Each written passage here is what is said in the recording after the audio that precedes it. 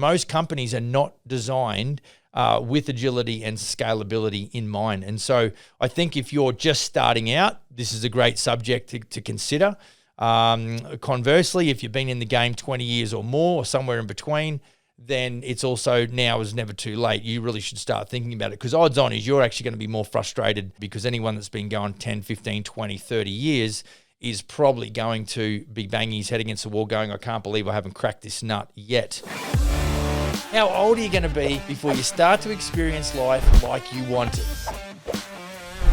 I want to tell you right now, whether you like it or not, there is a better way to do business.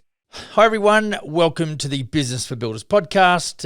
Welcome to you if you're in YouTube land. My name's Max. I'm the CEO of Smith & Sons. Look, as usual, we wanted to deliver value and give you something to take away that you can implement in your business straight away.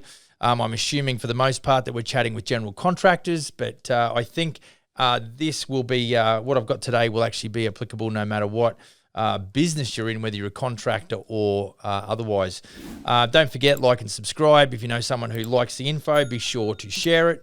If you've got any questions, you can email me at max@businessforbuilders.ca. What I'm going to talk about today is agility and scalability. And like I said, everyone wants to build up a business that makes more money, of course. But I'm telling you, everything to make more money, you know, the spend more money, make more money isn't just a bullshit cliche. It's for real. Essentially, spending more money means more staff. It needs more systemization. It's going to require more marketing and advertising. You're really going to have to work a lot harder, I suppose, in your mind. And so, you know, and to do that, I think these two components, agility and scalability, is what we want to focus on today. So a couple of reasons, I guess some challenges that are faced by GCs when it comes to scalability and agility.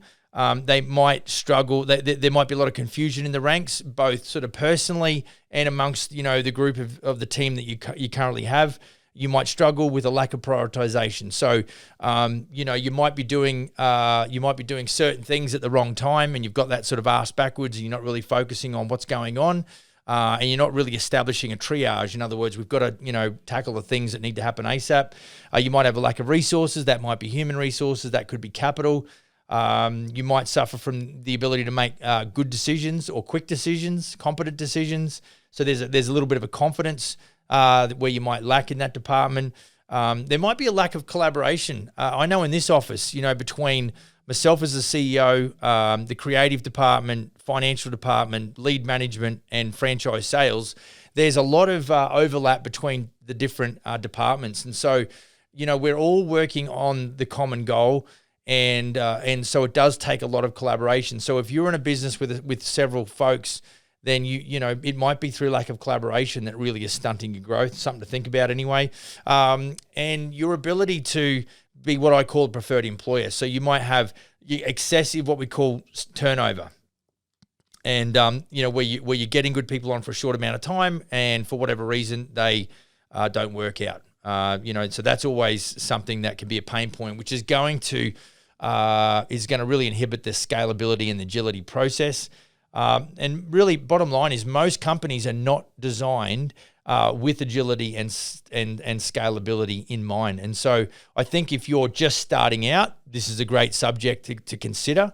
Conversely, if you've been in the game 20 years or more or somewhere in between, then it's also now is never too late. You really should start thinking about it, because odds on is you're actually going to be more frustrated than the guy at the beginning, because anyone that's been going 10, 15, 20, 30 years is probably going to be banging his head against the wall going, I can't believe I haven't cracked this nut yet, or certainly at the highest level. So what I'm going to do is to help you, and I've got these written down here because, you know, I can't remember all this shit. Sometimes it's a little bit easier for me to sort of document it and be able to deliver it to you in an organized fashion. But 6 questions to ask yourself if you want an agile or a scalable business. And so this is designed, I guess, just to prompt you, I suppose. In some cases, you might have a couple of these subjects taken care of.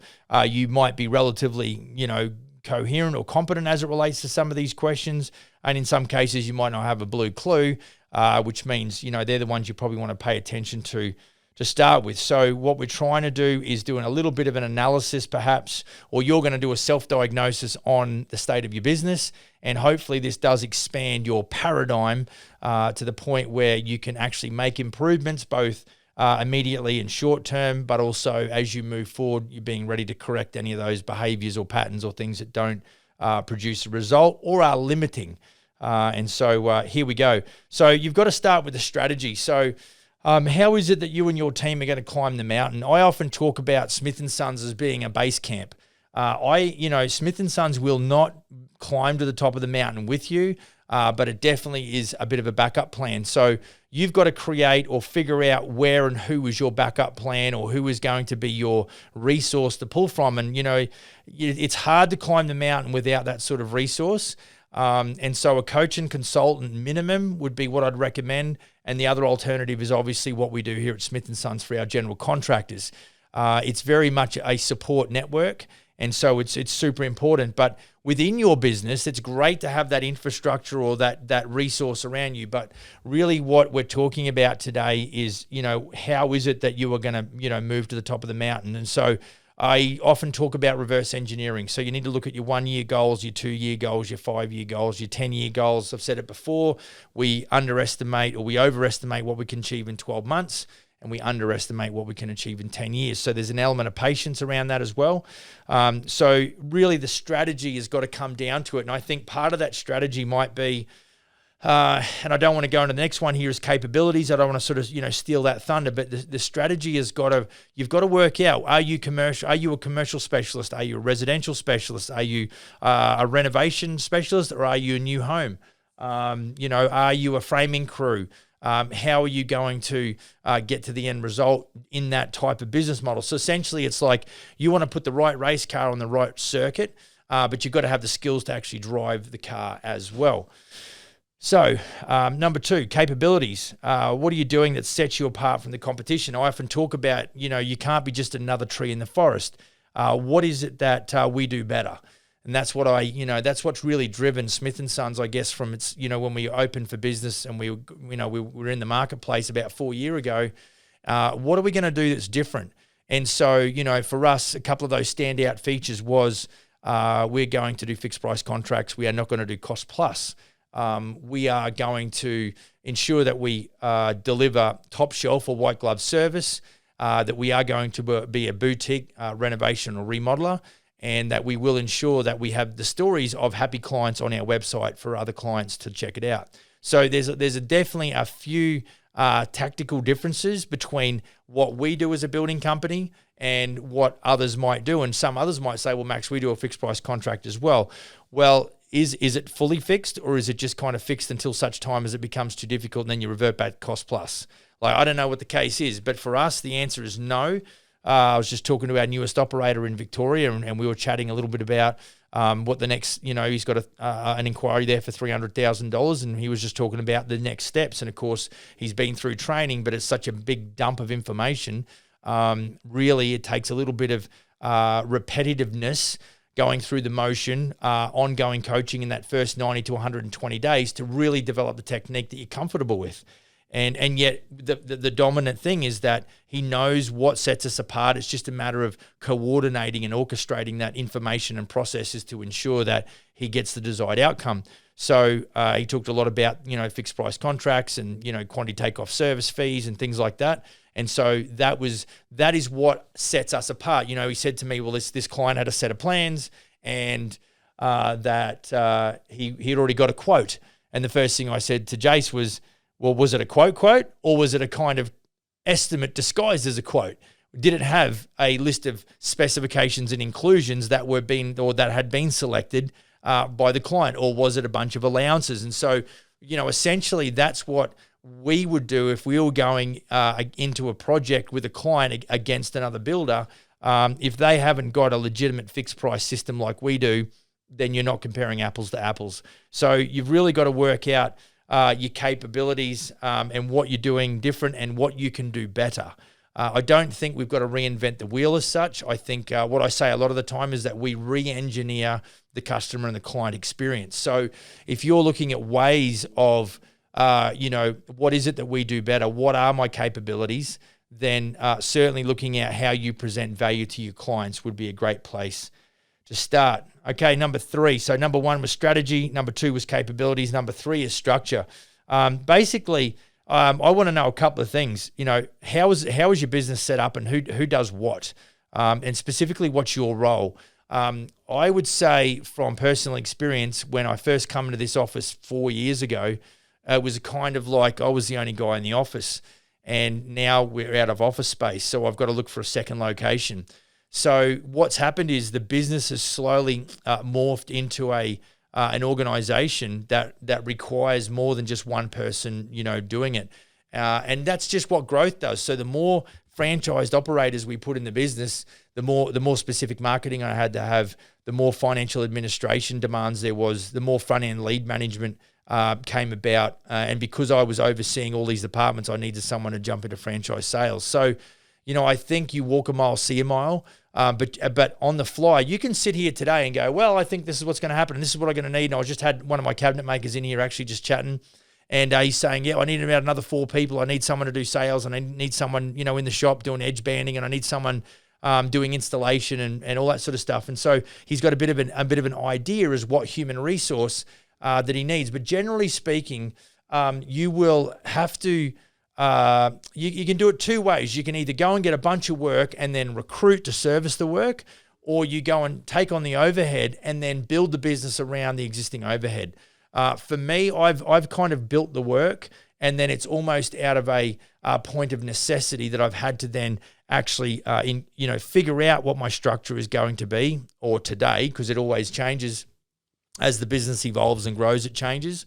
And then really develop the structure off the back of that. And keep in mind, all of these things have got to tie together, because what we're trying to do is put a business together that is really driven by systems, where you've got great humans or great human resource and skillful people actually working those systems. And so it's super important that you really define the structure both initially, but then always be ready to pivot and flex and move whenever. If you get a bit of a dip, then you might have to just pause the structural development, if you like. And then, of course, if you get a bunch of work, or you've signed a bunch of contracts, then all of a sudden you need to sort of pivot and get more folks in. And what we want to make sure is that we're not, we want to be booking for 6 to 12 months in advance. We certainly don't want to be tripping over ourselves and have 4 commencements all in the same week. That is not what we want. Number 4 is process. It's got to be designed, refined, it's got to be efficient, and it's got to be productive. And so, I think systems give you leverage. And so we often talk about the sales process. And so, we've got a very organized approach. We could talk about marketing, but as far as the sales process is concerned, the relationship that we have between us at head office here, doing all the marketing and what we call front-end lead management, and then, of course, the builders and the general contractors taking care of said lead once it's delivered to them with a digital notification as well, and added to their job management system. There's some identification that's going on into who's going to do what, essentially in the process. And so everything should be systemized. You shouldn't be shooting from the hip. I think every time that I sold a franchise, I would improve. So my delivery was going to improve. My sales process when I was selling franchises, or as we do sell franchises, it improves, it gets better, it grows, and hopefully it's more productive and more profitable. But I certainly know that every time, and then of course every time I move them through training, I always look at what I've just done, and I look at the areas where I can improve and create more efficiency and more value in the same time. So I don't believe that there's such a thing as set and forget, especially when it comes to processes. I mean, I was just chatting to that cabinet maker about the cost of kitchen materials, and anywhere between 40 and 70% has materially increased, which is why I'm getting feedback from my guys in the field to tell me what the average sale price of a kitchen is, which just totally blew my mind away, because I really hadn't got down and dirty fairly deeply with kitchen costs. In my mind it was always around the 50 grand mark, but it's substantially more than that now, and it blows me away. So I think we've always got to be have a level of awareness to ensure that our processes, if they need to, they can really adjust. because we never want to lose our leverageability because we don't keep redefining our systems and our processes. Okay, so number 5 is metrics, and this is pretty simple. You may or may not have heard of it. KPIs is a big deal. What milestones and KPIs have you targeted? So, whether I'm doing retail or whether I'm doing, franchise sales, we know that we've got to run through X amount of leads before we make a sale. It's simple as that. We want to use technology to help us with that, but ultimately we look at the numbers. And I think even as we adjust our marketing budgets, and today we're recording this, it's on a Monday, and everything we do it's basically data driven. We just look at the analytics and we look at the metrics. Matter of fact, our marketing strategist is in 4 hours out of New Delhi in India right now, and I was chatting with him on WhatsApp this morning talking about new Google Ads campaigns, existing Google Ads campaigns. We're talking about, how effective they have been and whether or not we need to adjust budgets. One of them is very new, so it's going through an eligibility process with Google, and everything. There is no fixed target. So our metrics are fairly steady as far as what we're looking for. So a lot of our builders have got yearly goals, and we've got to create the amount of leads this week. As far as an average per week, to ensure that they have the possibility or the capability to be able to close enough of those deals to be able for them to hit their goals. So we are looking at this on a weekly basis. And to me, there's no other way of doing it. It's just guesswork otherwise, and it's just not the way. If you want to build a business that's got a high level of agility and scalability, it's all got to be based around those data-driven decision-making processes, and they're very frequent. They happen probably twice in 1 week. We might adjust budgets across the board. And of course, we're doing recruitment and we're doing retail lead gen. So there's a fair few moving parts, and we're using multiple platforms like Google as well. So you've really got to define those. And I think you've got to have the power to set goals that are out of reach, but not out of sight. You've got to have you've got to have equal ego and humility in equal measures, so that you can reset those goals that you don't hit. And know that, you just got to do it better, or maybe ascertain the fact that the goal was just too big in the first place. So don't make it too easy, don't make it too hard, but you've got to be able to predict in some concrete level that you can reach those goals. Because if we're going to scale up a business, then we're talking about going from step to step to step. And if you haven't got those steps defined, then you're never going to get it done. So you've got to start thinking about metrics and milestones and these benchmarks and all that sort of stuff. And look, if you've got any questions, and I know this is just a big brain dump, but you can email me. Just email max@businessforbuilders.ca. I'm going to want to chat to you on email a little bit about your business, perhaps, just to figure out your pain points, maybe what you're doing now, and just see if we can't tweak. And I'll tell you what, if you're into it, we'll do a live on TikTok again, which will come up. I think we're going to do it at 2:00 on Friday. That's Pacific Standard Time, so Vancouver time. And if you're not on TikTok, I don't blame you. But I tell you what, it's a pretty exciting platform for us to be using as a business. So I will sit there and answer as many questions as I can. And if this is maybe one thing that you want to chat about, then I'd be happy to do that on the live. And of course, if you're listening to this after, it may not matter, because if we do it every Friday, we'll be there in perpetuity. Of course, we will. I'm getting the nod. All right. And the final thing there, which is what I think I enjoy the most, maybe only second to creative, is the team. I think both, for me, I'm blessed to have, 3 really great business partners. I'm blessed to have, 5 really great staff members, and I'm blessed to have franchisees, builders in this business that have actually given me a vote of confidence and have invested in this business. So everywhere I look, there is humans that really give me a reason to keep doing what I'm doing, and they give me a level of fulfillment that you can't buy that. And so, for you, if you're a one-man band right now, if you're super happy doing that, then look, for a long time I would do carpentry finishing, and I would do exterior siding and stuff, and I was just happy, rocking the radio and the chop saw and doing my thing, it was a cool position, but I knew there was more, and so I had the desire to want to achieve more, which is why I went and got a builder's license and started doing what I was doing. So if your goal is to develop, a business that is going to scale, then you've really got to think about what sort of people that you're going to need. And this goes back to an overlap in the structure. So really all of these components, they're a little intertwined. But I definitely got to know, who's going to be on your team. And you do have to be a good talent scout. And you've got to understand that, there's no point having someone on your team who's got great skills, but he doesn't play well with the other boys and girls. And I did put out a video or a quick piece on TikTok, and I talked about hire quickly, fire quickly. Tips for general contractors. Hire quickly, fire quickly. Everyone's good on their resume. Everyone's good on their first day. If they don't play well nicely with the other boys and girls, they got to go. If they're not a cultural fit, they got to go. And boy, oh boy, did I cop some shit for that. But it was a pretty exciting video for 15 seconds or whatever it was. But, there's, right now, just to let you know, here's a good example. And this is where you got to be ready to move or not move. And I think, a pure blood entrepreneur, I mean, it's a pretty staunch term.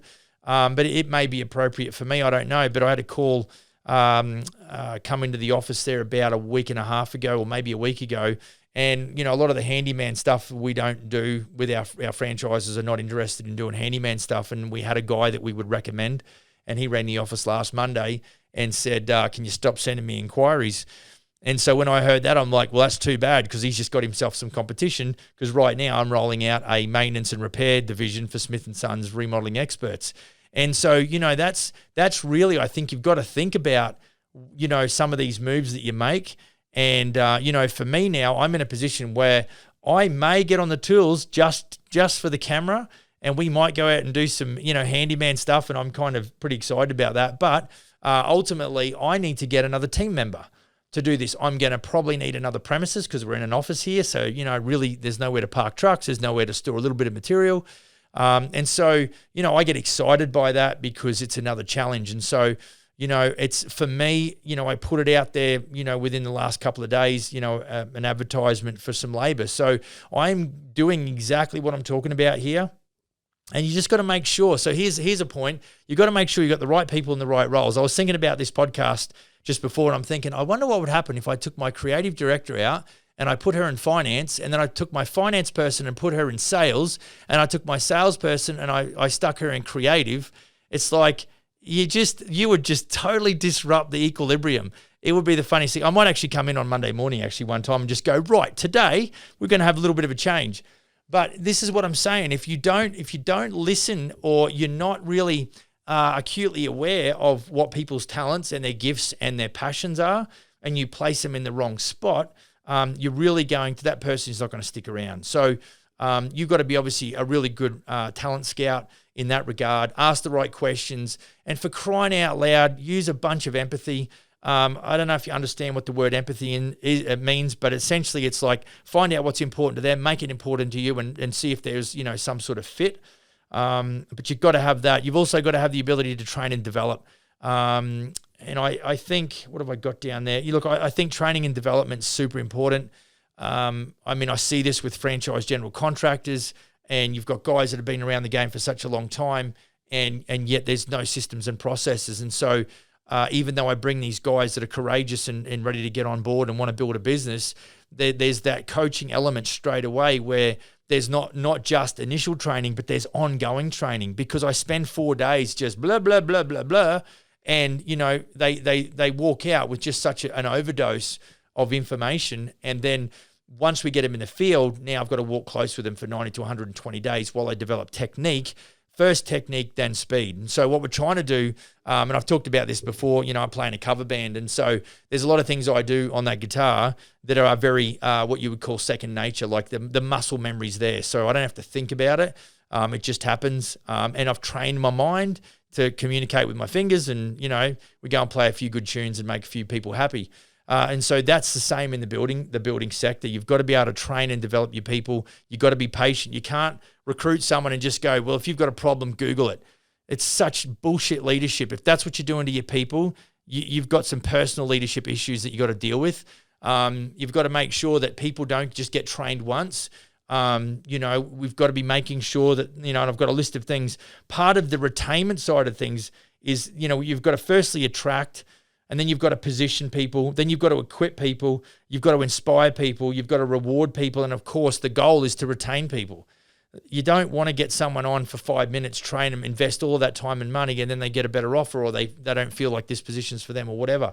So, there's so much, you've got to have that awareness. And more often than not, what I want actually doesn't rate at all. It doesn't rate. My overall goal, my long-term goal is something that I focus on all the time. But what is super important to help me get there in the long term, I've actually got to be aware of the people in my close proximity, my business partners, etc. And I've got to be able to sort of finesse those relationships sort of on a 24/7 basis. The worst thing that I could do is start taking my people in my office here for granted. I would like to think that I treat people who have been in the office 6 months or more or whatever the same way as I treated them the first day. All except my kids. I've got 2 of my kids that work in this office. They don't get special treatment. Yeah, they do. I try and treat them just like normal people. But, we want to develop, and, the other video that I did where I think I mentioned the word culture. And look, I normally assume that people understand what culture's about, but it really, all culture is, if you've never heard of that word before, you've got to understand what culture is and the influence that it has, or the impact that it makes on your bottom line, both good and bad. And you'll either have a negative culture or you'll have a positive culture. And I think if you've got a negative culture, you probably don't even know what's going on. But it's because that you haven't designed the culture, you've just let it create itself by default. That's why there's a poisonous atmosphere in your business. If you're blessed enough to have a good culture and you don't actually know what the word means, you're very blessed, like you're lucky. And so, what we want to make sure is that we design the culture within our business and we don't just let it, develop on its own, whatever that might be. It'd be like driving down the road, not having your hands on the wheel. And I think part of that cultural development is understanding what is important to people within your business. And so I don't ever want, a high performer in my office or in my group, whether it's a franchise or whatever, because they do good numbers that I wouldn't consider firing them. It can't happen that way. We've got to be good people. We talk about giving our customers great service, and we start well and we finish strong. So what that means is it needs a high level of commitment and a high level of consistency. And if I don't see that as the front runner, both in myself and any of my team, whether it's staff or whether it's, franchise builders or anything like that, it does become a red flag for me, and I will start to watch that. And it's not that it's not an indictment as such against that individual, but if I can't remedy and help them remedy and bring about some change, bring it to their, make the observation, make the recommendation, then we can't do business anymore, or we have to part company. And so that's the harsh realities. We hire quickly, we fire quickly. I've got a handyman that's going to come in for an interview. There's a good chance that, if I think he's half decent, I'm going to give him a shot. But he, I'm going to make it very clear of what I want. And if I don't see that in the first 30 days, then it's probably not going to work out. And that's that. It's nothing personal, although it's a very personal business. But ultimately, we've all got to, everyone's good on their first day in their resume. Everyone tells you how good they are. What we're looking for is production. We're actually saying, you know what, we want to deliver at a high level. Unfortunately, you're not really complementing that process. And so we've got to consider making changes to ensure that we serve our customers at the highest level, if we are serious about re-engineering the client experience. So, look, they were the things. Let me just quickly reiterate. So, number 1 was strategy. Number 2 was capabilities. Number 3 was structure. Number 4 was process. Number 5 was metrics. Number 6 was your team. And then we wrapped up, with a few of those points within your team, which are pretty important because really, people first, money second. I talk about legacy over currency. It's not the fact we're not in it to make money. We are in it to make a stink load of money. But I'm telling you, you will not make it satisfactorily if you don't focus on people, and you won't get the fulfillment from making money like you will from helping people. So try and get a mixture in your business of both. Certainly nobody, I don't think, in this office underestimates my generosity with weakness. There's a firmness with courtesy. We keep it real. We're open, honest communicators, and we seem to maintain a really good level of operation doing what we do. So in conclusion, the reason we're going to ask ourselves these questions with regards to agility and scalability is that out of our business, we want high performance. We want lower staff turnover, which will reflect in, savings. You don't want to bring somebody on to do the same job and do that 4 times a year because it's just a waste of money. We want a better company culture.